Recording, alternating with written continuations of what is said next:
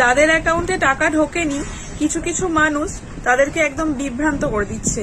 অনেক মানুষকে দেখছি দেখাচ্ছে যে ফর্ম বেরিয়েছে, একটা ফর্ম ভরতে হবে, ফর্মটা যে কোথা থেকে এলো, কি যে ফর্ম, শুধুমাত্র দেখলাম যে ফর্মে একটা আবেদন করা আছে আমি যোগ্য, আমাকে দেওয়া হয়নি। এই ফর্ম যে তারা কোথা থেকে পেয়েছে, অনেকে বলছে যে চলে যান বিডিও অফিসের বাইরে জেরক্সের দোকানে ফর্ম পাওয়া যাচ্ছে, পঞ্চায়েত অফিসে পাওয়া যাচ্ছে। আদৌ কি পাওয়া যাচ্ছে? মানে এই সবগুলো শুনে আবার কিছু মানুষ ভাবছে সত্যি কি পাওয়া যাচ্ছে ফর্ম। মানে অনেকে দেখলাম জিজ্ঞাসা করছে কোথায় গেলে পাবো, কি করে করব। এত বিভ্রান্ত হওয়ার তো দরকার নেই। বলেছে তো প্রসেসিং এ আছে, আমারও এখনো আন্ডার ইনকোয়ারি করেছে। কিন্তু আমার পাশের বাড়িতেই আজকে সকালের খবর যে আমার পাশের বাড়ির একটা দিদি প্রথমে রিজেক্ট দেখাচ্ছিল, তারপর আন্ডার ইনকোয়ারি দেখাচ্ছিল, আজকে প্রসেসিং দেখাচ্ছে। তাহলে কাজ তো নিশ্চয়ই এগোচ্ছে, একটু ধৈর্য ধরা যাক না, কি হয় দেখাই যাক। আজ হলো 7ই জুলাই। অন্নপূর্ণার যোগ্য আবেদনকারীদের জন্য একটা সুবর্ণ সুযোগ হতে চলেছে আজকের দিনটা। যাদের যাদের রিজেক্ট থেকে আন্ডার ইনকোয়ারি দেখাচ্ছে তাদের জন্য একটা গুড নিউজ। তাই এই গুরুত্বপূর্ণ ভিডিওটা স্কিপ না করে পুরোটা দেখার অনুরোধ রইল। প্রথমেই বলে দিই রিজেক্টটা কেন দেখাচ্ছিল।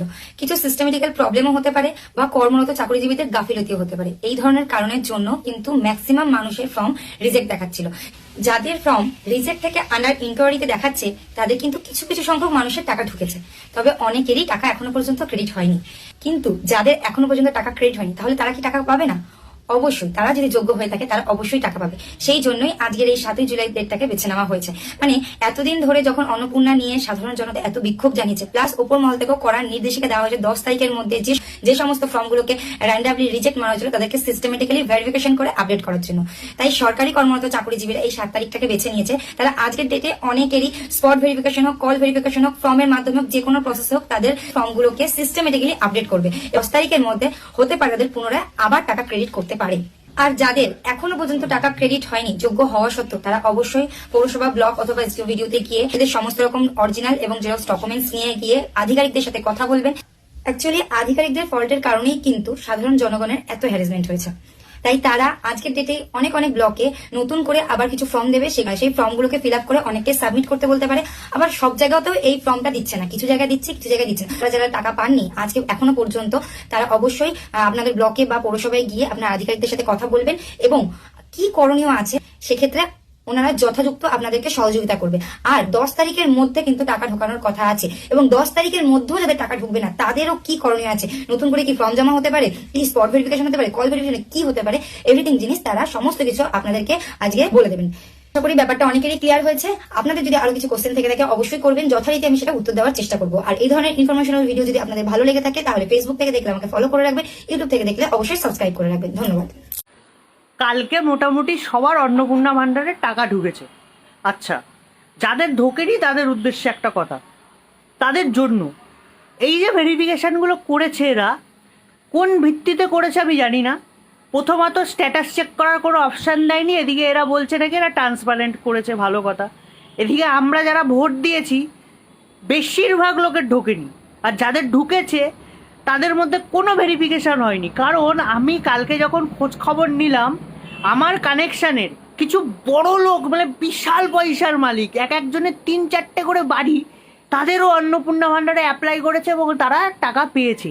তাদের বরের চশমার খাপের বিশাল বড় ব্যবসা, আইটি ফাইল আছে, ট্রেড লাইসেন্স আছে, 3খানা বাড়ি, 2খানা বাড়ি ভাড়া দেওয়া, একটা বাড়িতে নিজেরা থাকে। তারা ডিটেলসে দিয়েছে তাদের একটা জমি, একটা বাড়ি, মানে একটা জমি, সেটার উপর বাড়ি করা, একটা ঘর কি 2টো ঘরের ডিটেলস দিয়েছে। এগুলোকে ভেরিফিকেশন বলে? আপনারা কি করছেন? প্রথমত হকার উচ্ছেদ করলেন, ঠিক আছে, যেটা আপনাদের মনে হয়েছে, ঠিক আছে করেছেন।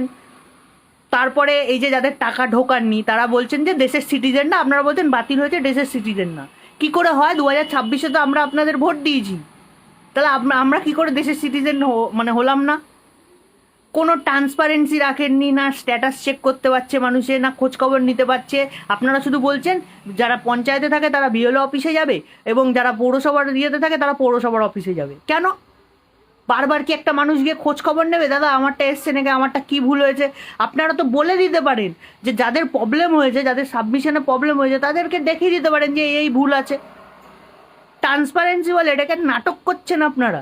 অন্নপূর্ণা যোজনার ব্যাপারে আমি একটাই কথা বলতে চাইবো আমাদের বর্তমান সরকারের কাছে, যে অন্নপূর্ণা যোজনার টাকা যদি দিতে হয় তাহলে সমস্ত মহিলাকে দিক, আর না হলে পুরোপুরি ব্যাপারটা বন্ধ করে দিক। কারণ এই অন্নপূর্ণা যোজনার টাকা কিছু মানুষ পাচ্ছে আর কিছু মানুষ পাচ্ছে না, সেই কারণে আমাদের নিজেদের পারিবারিক একটা অশান্তি সৃষ্টি হচ্ছে, যে মা পেয়ে গেল বউ পেল না, বা পাশের বাড়ির লোক পেয়ে গেল আমি পেলাম না কেন। এটা নিয়ে আমাদের মানে মেয়েদের মনের মধ্যে একটা অশান্তি চলছে, এবং পারিপার্শ্বিক অশান্তি যেটা চলছে সেটার কারণে সাংসারিক অশান্তি শুরু হয়ে যাচ্ছে।